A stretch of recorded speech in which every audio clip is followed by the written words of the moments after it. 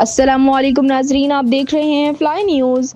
Hub के इलाके अकरम colony इमाम बारगाह के करीब घरेलू तनाज़ा उस वक्त अफसोसनाक सानहे में बदल गया जब मुलजिम साकिब ने मुबैना तौर पर अंधाधुंध फायरिंग कर दी। फायरिंग के नतीजे में माँ, बीवी और भाई शदीद जख्मी हो गए।